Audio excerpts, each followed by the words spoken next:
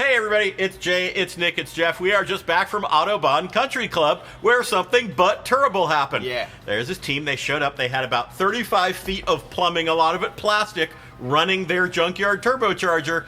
It was in a Del Sol and that thing blew up under about 800 bar of pressure right in front of timing and scoring so loudly, I literally saw people on either side of me dive for cover as though a bomb had gone off. It was brilliant.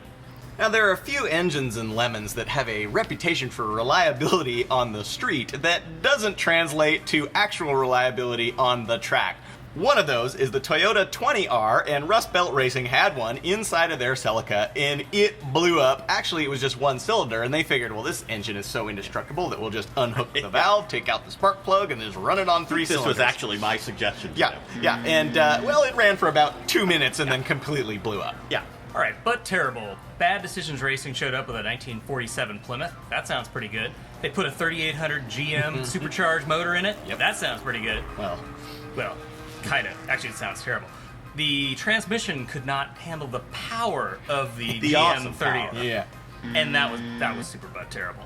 Right on the cusp between But Terrible and Hella Sweet was Three Amigos Racing and their Camaro. Now, let me just say, the Camaro has had every engine in the GM arsenal ever already fit into the engine bay. They all bolt in, except one that never went in, which was the 3800 supercharged V6. Needless to say, that's the engine they decided to put in. Yep. Well, it turned out they had to, make an entirely new firewall. They had to run an air intake out of a doo-doo pipe from an RV to get air into the thing. Anyway, they did get the thing to run in. Why? A much straighter path to domination was taken by the Shark Marrow, where they put in a small block Chevy, painted Hemi orange like a Chrysler just to screw up everybody on the internet. That was hella sweet. Save the Tatas brought out the Camaro Lac Seville, which was running at the front until it chucked its harmonic balancer right off the front of the motor. How does that even happen? It was butt terrible. I don't even know. Yeah, you'd have to go inside to the corporate boardroom at GM to find out what the deal is with that.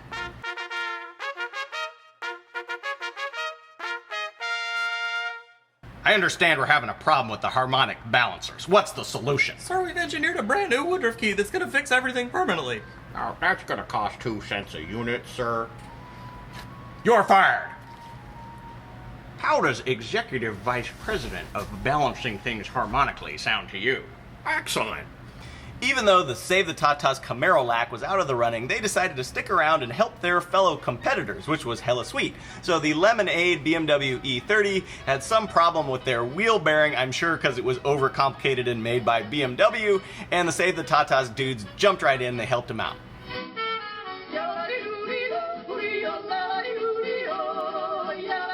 This wheel bearing is far too simple. It must have at least 700 parts.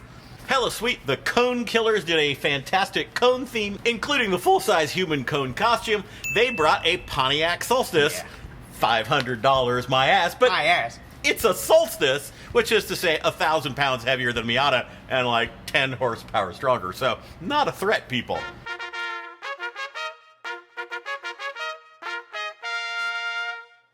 I understand that these boys over at Mazda have made a little roadster. That came out in 1990, sir. You're fired. What do we need to do to make this happen? Well, sir, we have a lot of junky parts. We could recombine them into one car, but it wouldn't work Done. very well. How does Vice President of Product Planning sound to you? Excellent! Hella sweet, the Knights Templar Dodge Neon. Everybody loves a good Crusades-themed neon. 8 Mile Motorsport, Product Design, and Land Shark Racing are 3 first-time class winners that have all sucked for a long time, and they all won at once, which is probably a total fluke, but congrats to them. Hella Sweet, Judge Eric is moving houses, and so he brought all of his old Lemons crap, put it out on a table, and had a Lemons garage sale for charity. He made $250. Heroic Fix went to Monkey Paw Racing's Opel GT. Kind of a rust-colored Opel GT. Oh, honey, that ain't color. I don't know what that was. Anyway, so they broke their transmission. They have a speed racer theme, and actually, on that note, they took it apart, threw the parts on the lawn, put it back together in an hour. Got the car back.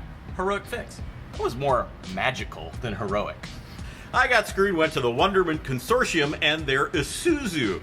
So they've got this Isuzu. It was in limp mode all weekend long, and the way that they would fix it is when they were on the straightaway, they would turn the car. No, we didn't know this. They would turn the car off, turn it back on, and it would go out of limp mode for about a half a lap. They did this over and over and over again. The trouble turns out to be they were doing it on the straight because it was straight. That's also where the transponder loop is, and they had a hardwired transponder. So every time they were going to the transponder loop, they would turn their power off, coast over it, not get scored for the lap, turn it back on, and they would be golden. They thought. I think they got about 200 laps in this race, of which about 10 were scored. Wasn't Isuzu a General Motors captive import?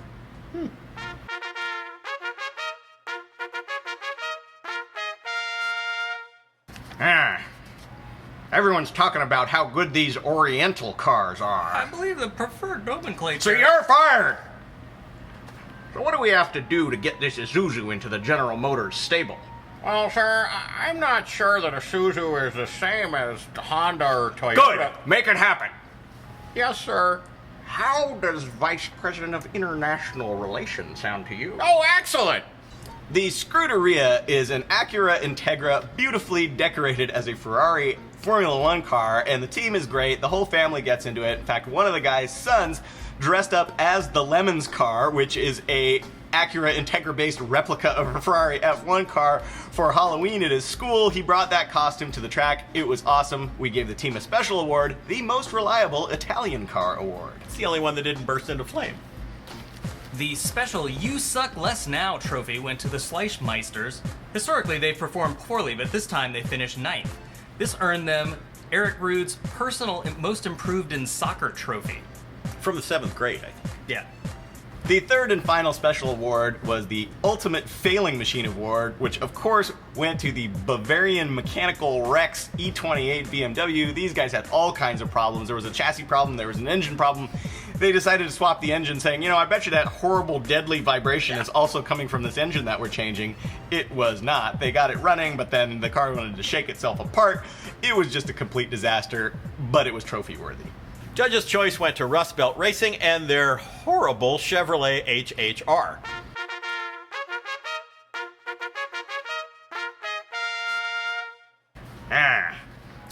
Seems those boys over at Chrysler have a real hit on their hands with that little PT Cruiser. Sir, actually the sales numbers are dropping, and I believe that the PT Cruiser is sort of a corny affectation for people who are trying to relive a time that never existed.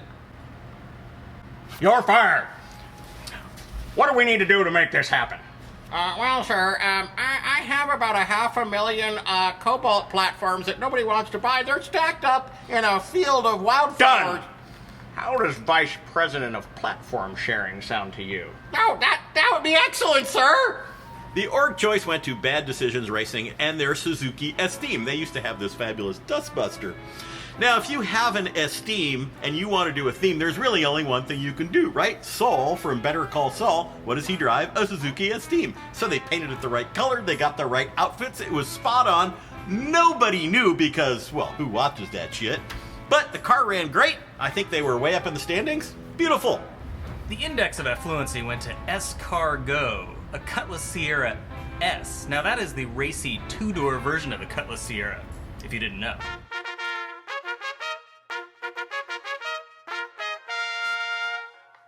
We're really getting killed by those foreigners. What we really need is a personal luxury coupe. I was thinking we could take this Oldsmobile Cutlass Sierra, take a bandsaw, cut it right behind the doors, and put the trunk back on the back with an S back there. Bravansky, I didn't know you had it in you. You're going places. Wow. You're fired! Here's Lemons in a nutshell. What we could do is we could take that Cutlass Sierra and take a bandsaw, cut it in half, and then put the trunk back on it, and put an S on the back. Bravansky, I didn't know you had it in you. You're going places. Wow. Okay. That was good. That was good. I'm sorry.